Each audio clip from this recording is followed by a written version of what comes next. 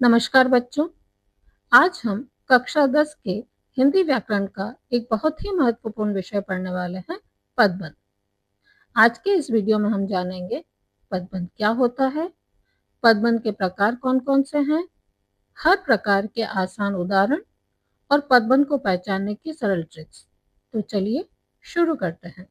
लेकिन पदबंध को अच्छी तरह समझने से पहले हमें दो छोटी सी बातें समझनी होगी, वो हैं शब्द और पद।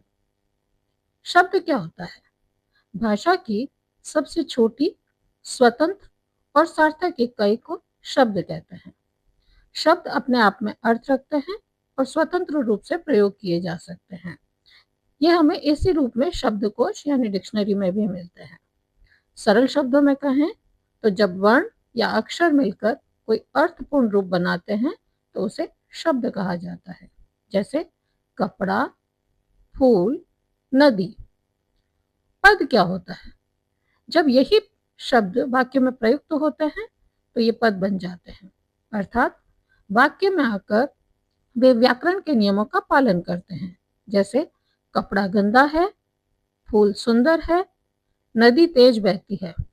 यहाँ कपड़ा, फूल और नदी वाक्य में प्रयोग होकर पद बन गए हैं। अब आपने समझ लिया कि शब्द क्या होता है और पद क्या होता है, तो अब हम अपने मुख्य विषय पदबंध को आसानी से समझ सकते हैं। बच्चों, अब हम समझेंगे पदबंध क्या होता है। जब दो या दो से अधिक पद मिलकर वाक्य में एक ही शाब्दिक इकाई का कार्य करते हैं तो ऐसे पदों के समूह को हम पदबंध कहते हैं। जैसे रसोई में रखा हुआ कपड़ा गंदा है, कमल का फूल सुंदर है, गंगा नदी तेज बहती है। इन वाक्यों में रसोई में रखा हुआ कपड़ा, कमल का फूल और गंगा नदी ये सभी पदों के समूह हैं जो एक इकाई की तरह काम कर रहे हैं, इसीलिए इन्हें पदबंध कहा जाता है। तो आइए अब हम समझते हैं पदबंध के प्रकार।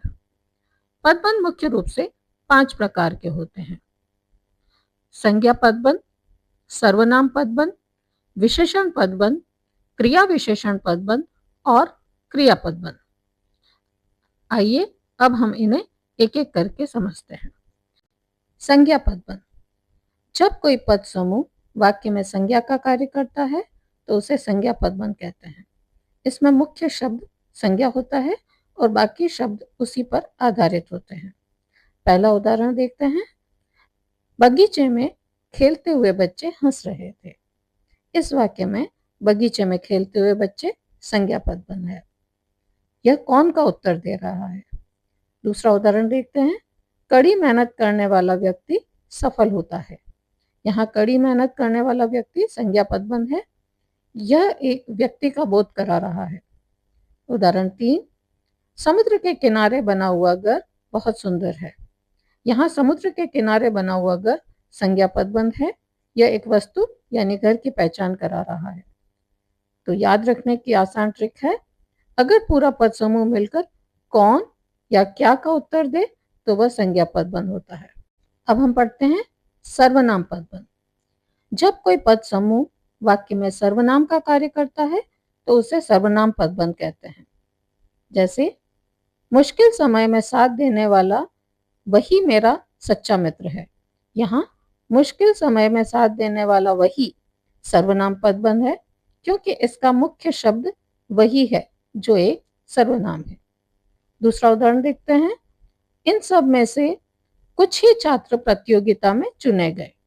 यहाँ इन सब में से कुछ सर्वनाम पदबंध है। तीसरा उदाहरण। इतनी भीड़ में से कौन तुम्हारी मदद करेगा। यहाँ इतनी भीड़ में से कौन सर्वनाम पदबंध है, क्योंकि इसमें मुख्य शब्द कौन है जो कि सर्वनाम है। याद रखने की आसान ट्रिक, अगर समूह का अंतिम शब्द मैं, तुम, वह, यह, कौन, कोई, कुछ जैसे शब्द हो तो वह सर्वनाम पदबंध होता है।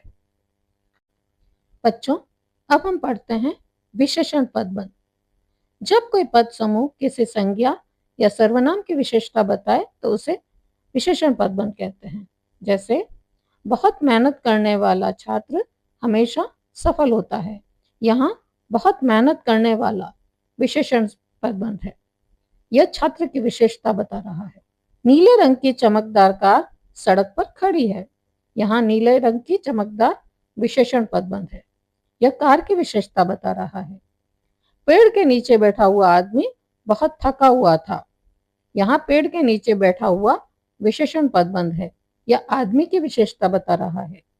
तो याद रखने की आसान ट्रिक है, यदि कोई पद समूह किसी संज्ञा या सर्वनाम की विशेषता बताए तो वह विशेषण पदबंध होता है।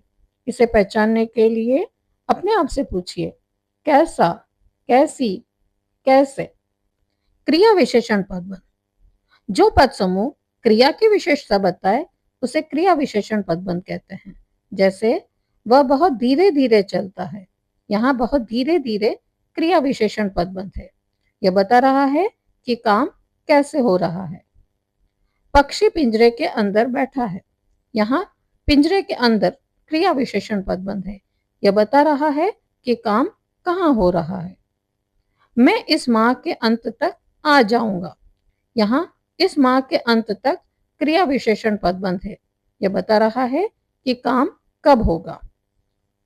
तो बच्चों, याद रखने की ट्रिक है, अगर पद समूह क्रिया के होने का तरीका, समय या स्थान बताए तो वह क्रिया विशेषण पदबंध है।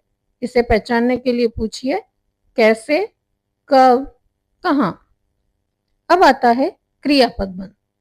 जब एक से अधिक पद मिलकर वाक्य में एक ही क्रिया का काम करते हैं तो उसे क्रिया पदबंध कहते हैं।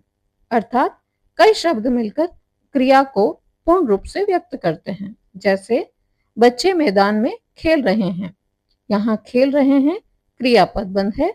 इसमें खेल मुख्य क्रिया है और रहे हैं सहायक क्रिया है। दूसरा उदाहरण, आंदोलनकारी मोन्यूमेंट की ओर दौड़ता चला गया। यहाँ दौड़ता चला गया क्रिया पदबंध है। ये सभी शब्द मिलकर एक ही क्रिया की स्थिति को व्यक्त कर रहे हैं। तीसरा उदाहरण, मीरा गाते गाते नाचने लगी। यहाँ गाते गाते नाचने लगी क्रिया पदबंध है। यह पूरी क्रिया की अवस्था को व्यक्त कर रहा है। तो याद रखने की आसान ट्रिक है, जब एक से अधिक शब्द मिलकर एक ही क्रिया को पूरा करे तो वह क्रिया पदबंध होता है। ध्यान रखिए, इसमें मुख्य क्रिया और सहायक क्रियाएं दोनों शामिल हो सकती हैं। बच्चों, अब अंत में पदबंध पहचानने के अचूक नियम समझते हैं। पदबंध को सही ढंग से पहचानने के लिए दो प्रमुख नियमों का पालन करें। पहला, अंतिम शब्द का नियम, द लास्ट वर्ड रूल। पदबंध की पहचान हमेशा रेखांकित या अंडरलाइन अंश के अंतिम शब्द से होती है। उत्तर चुनते समय सबसे पहले यह देखें कि रेखांकित हिस्सा या अंडरलाइन हिस्सा किस शब्द पर आकर समाप्त हो रहा है। दूसरा नियम, प्रश्न पूछने का नियम, द क्वेश्चन रूल। यदि शब्दों का समूह मिलकर कौन या क्या प्रश्न का उत्तर दे तो वह संज्ञा पदबंध है। यदि रेखांकित अंश के अंत में मैं, तुम, वह, कोई, कौन या कुछ जैसे सर्वनाम शब्द आए तो वह सर्वनाम पदबंध कहलाता है। जब समूह किसी संज्ञा या सर्वनाम की विशेषता बताए, जैसे वह व्यक्ति या वस्तु कैसी है, तो वह विशेषण पदबंध होता है। ध्यान दें, यह हमेशा संज्ञा या सर्वनाम से ठीक पहले आता है। यदि समूह क्रिया की विशेषता बताए कि कार्य कैसे, कब या कहाँ हो रहा है तो उसे क्रिया विशेषण पदबंध कहते हैं। और अंत में जहां मुख्य क्रिया और सहायक क्रियाएं मिलकर एक ही कार्य को पूरा करती हैं तो उसे क्रिया पदबंध के रूप में पहचाना जाता है। तो विद्यार्थियों, पदबंध का सही चयन करने के लिए सजगता यानी फोकस और अभ्यास दोनों अनिवार्य हैं। उत्तर देते समय इन तीन बातों को गांठ बांध लें। सीमा पहचानिए, देखें कि रेखांकित भाग कहां से शुरू होकर कहां खत्म हो रहा है। अंतिम शब्द देखिए, वही शब्द उस पदबंध का शीर्ष या मेन पद होता है। तर्क लगाइए कि सही शब्द पूछकर अपनी पहचान की पुष्टि कीजिए। याद रखिए, अधिकांश गलतियां ज्ञान की कमी से नहीं बल्कि ध्यान की कमी से होती है। नियमित अभ्यास से आप इस विषय में निपुणता प्राप्त कर सकते हैं। Thank you.